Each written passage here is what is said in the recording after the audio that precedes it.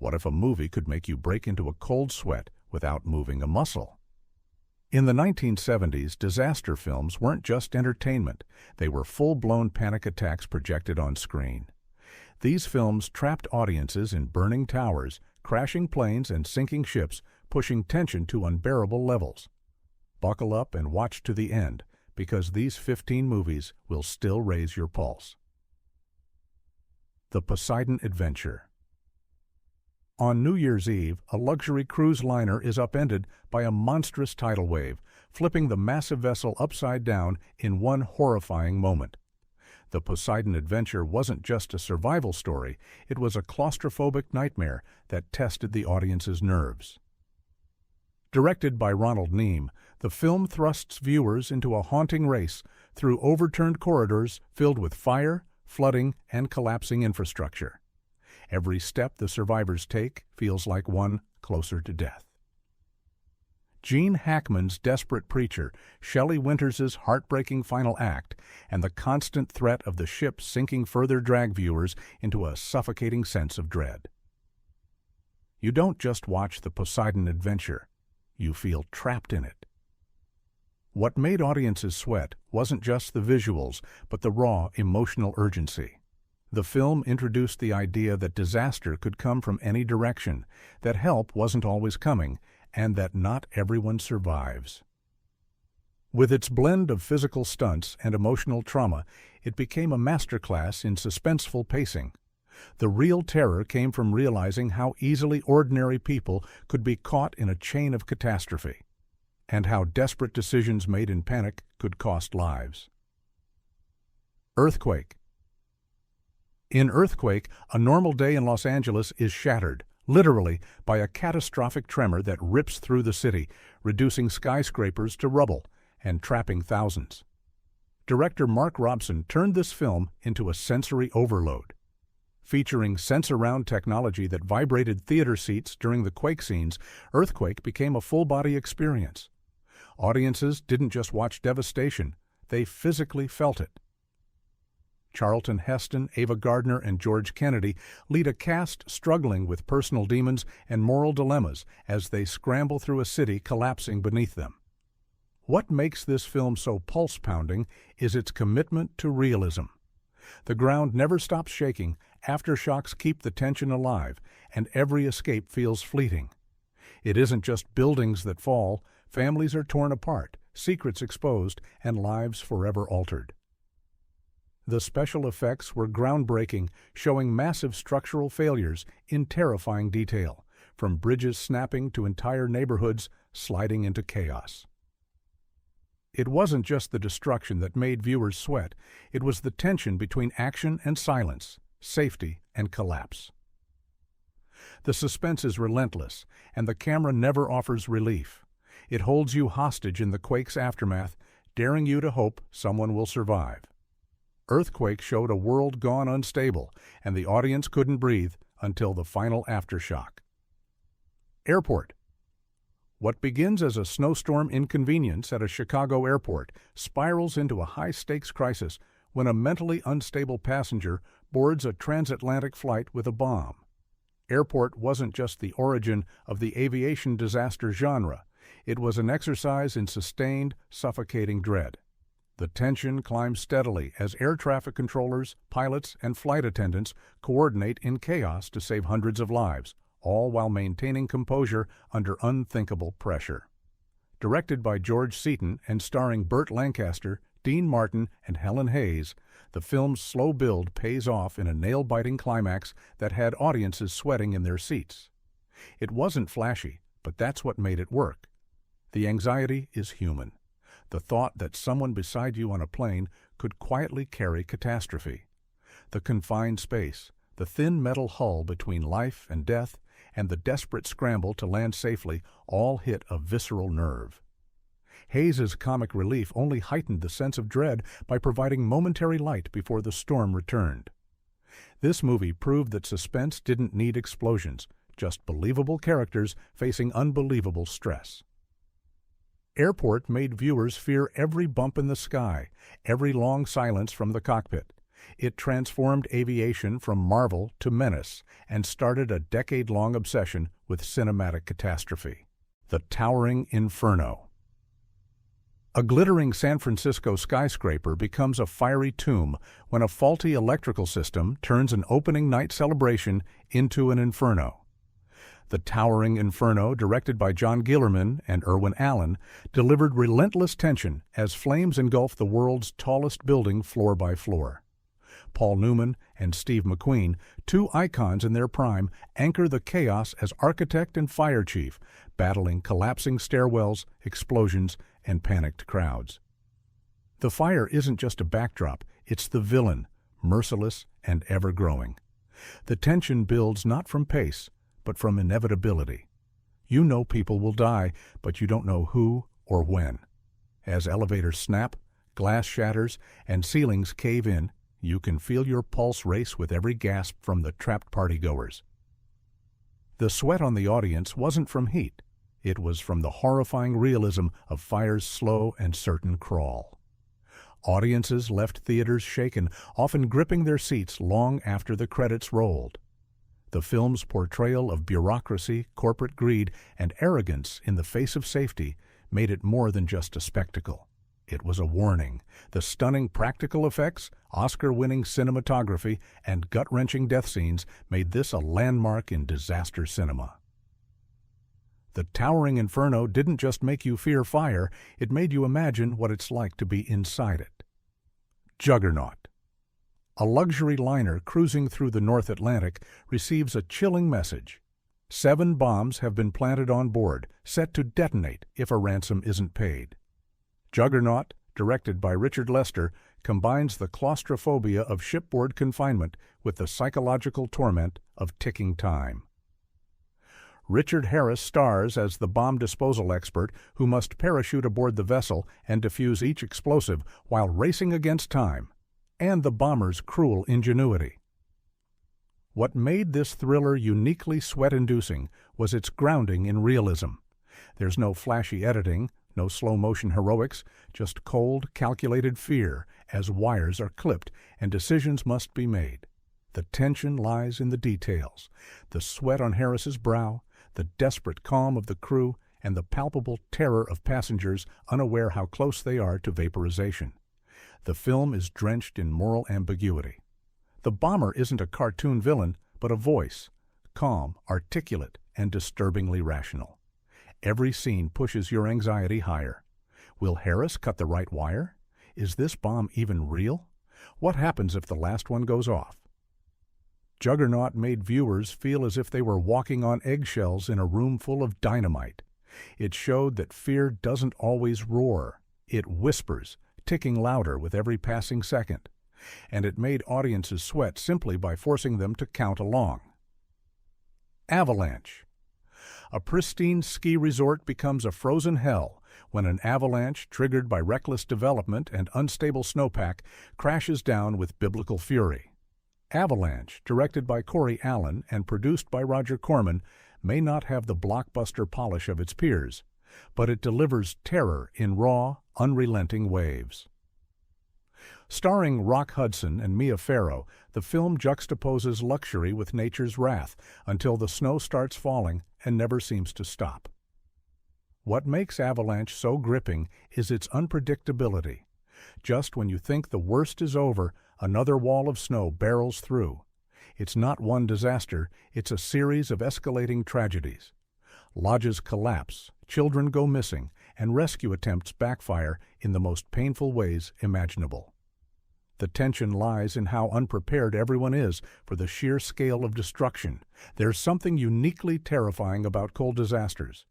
Unlike fire or floods, snow suffocates. It buries. It preserves the horror beneath its deceptively peaceful surface. As characters claw through freezing rubble and face hypothermia, viewers couldn't help but clutch their armrests and pray for warmth. Avalanche didn't reinvent the genre, but it did something better. It brought the disaster down the mountain and into the laps of its audience. And when the screen went white, so did the knuckles of everyone watching. Black Sunday. A Super Bowl packed with 80,000 fans becomes the target of a horrifying terrorist plot in Black Sunday, a nail-biting thriller directed by John Frankenheimer. The villains? A disillusioned Vietnam vet and a fanatical Black September operative determined to unleash carnage using a blimp rigged with explosives. The very concept was enough to cause national anxiety in the late 70s, turning a beloved pastime into a stage for mass destruction. What makes Black Sunday so sweat-inducing is its slow, meticulous burn. You follow both the terrorists and the intelligence agents desperately trying to stop them. The tension builds with every beat of the clock, every shift in the crowd, every shadow over the stadium. When the blimp finally descends into the Super Bowl in the climactic scene, the panic is unbearable. Frankenheimer captures the looming dread with unflinching realism. The aerial shots make the audience feel like they're floating above an inevitable massacre. And when the chaos finally erupts, it's shockingly plausible.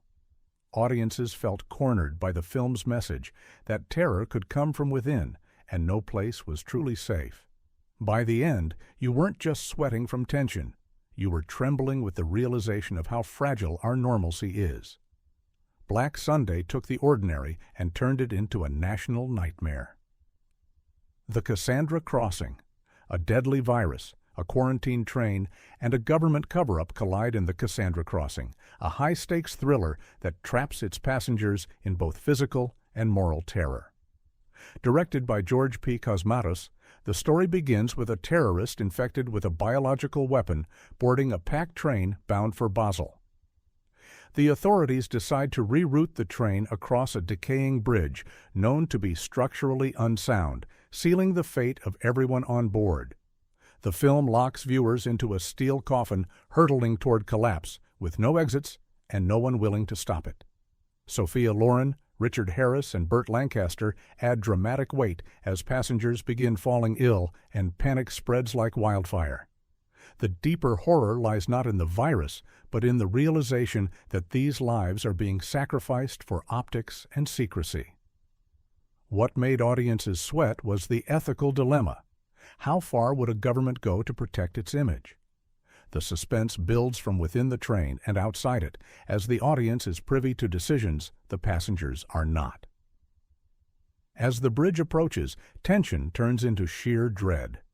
The Cassandra Crossing lingers with viewers long after the credits.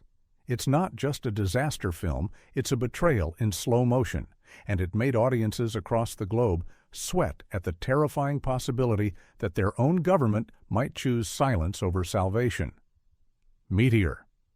When a massive asteroid named Orpheus is detected barreling toward Earth, threatening to wipe out life itself, Meteor brings Armageddon down to a deeply personal level.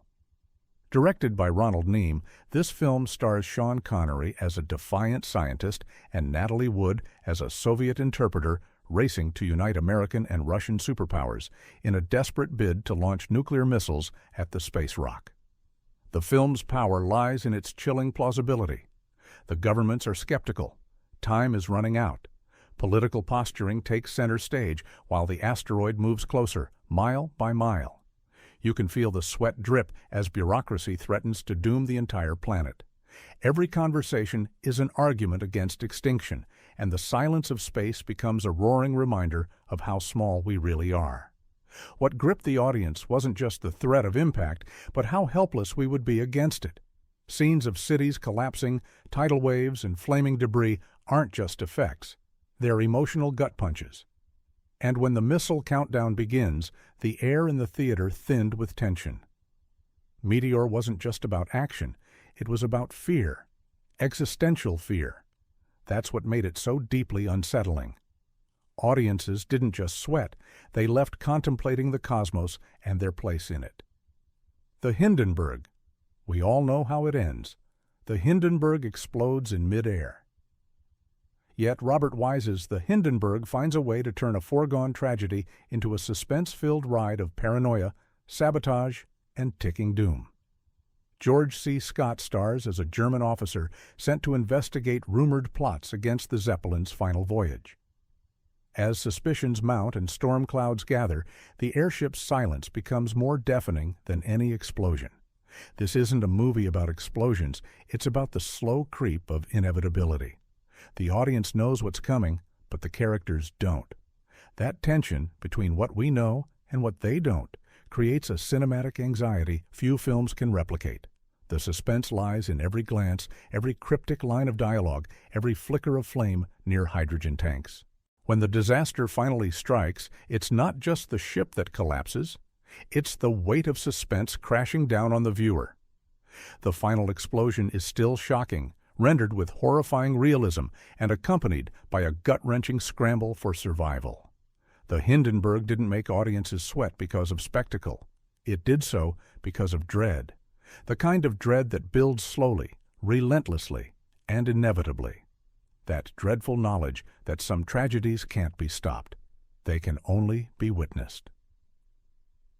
The China Syndrome.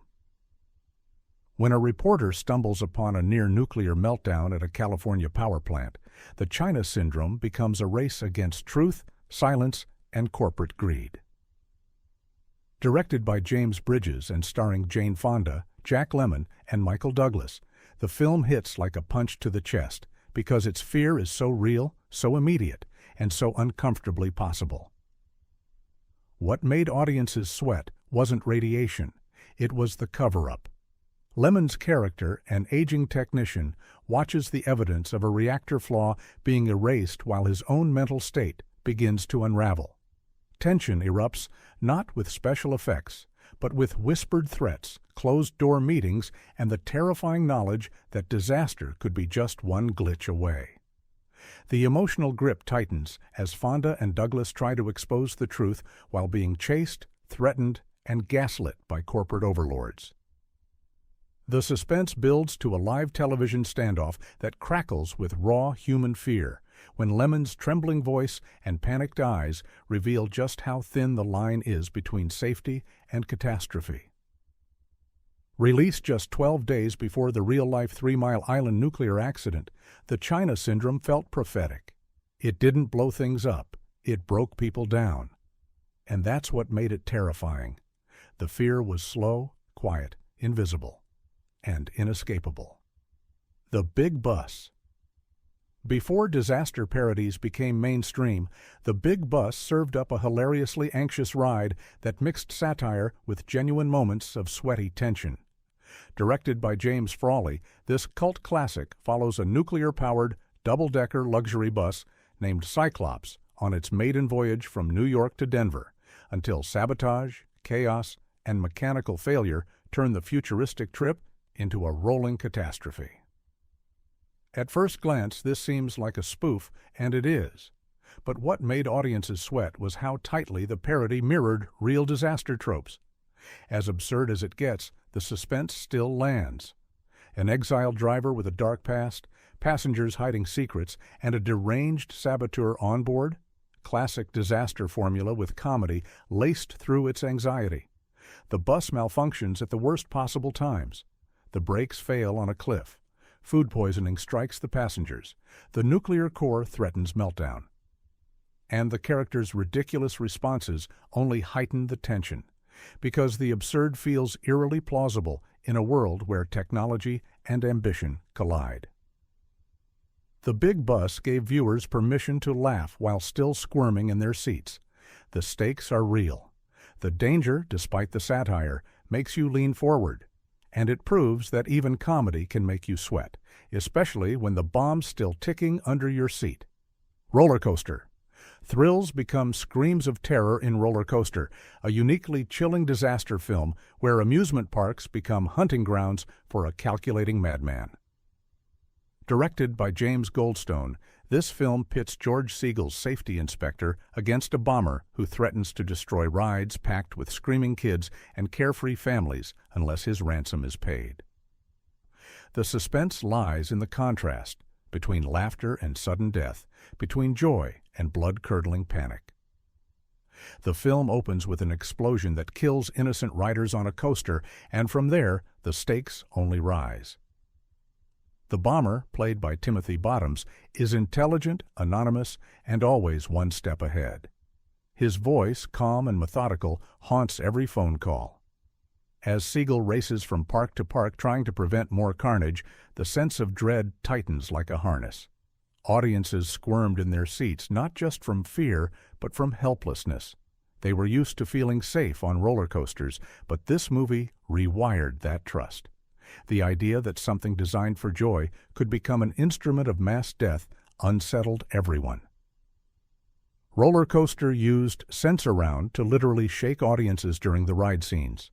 But it was the psychological tension, the fear that any moment of fun could turn into tragedy, that made viewers truly sweat.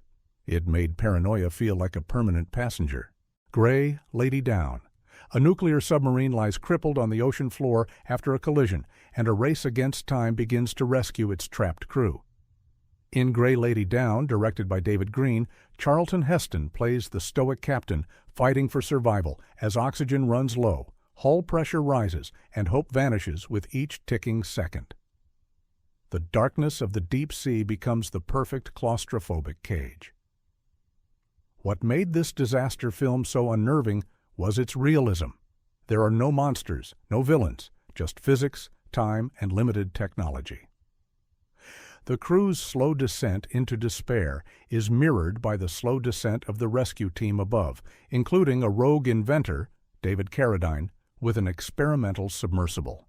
The further they go, the tighter the fear grips. There's something ancient in the fear of drowning, of being crushed under miles of black water, unheard and unseen. Gray Lady Down harnessed that primal dread. No one yells, no one panics.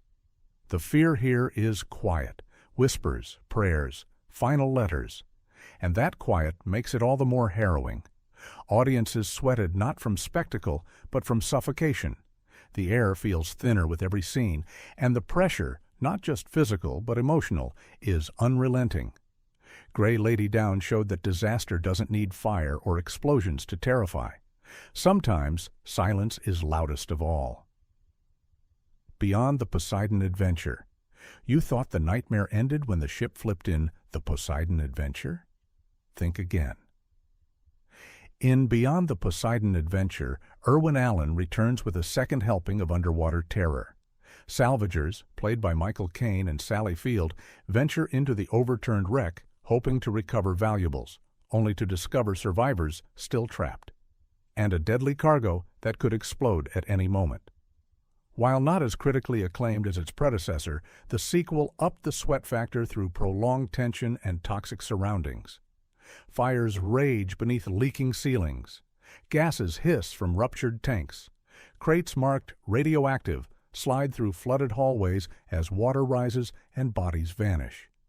This isn't just survival. It's a death maze.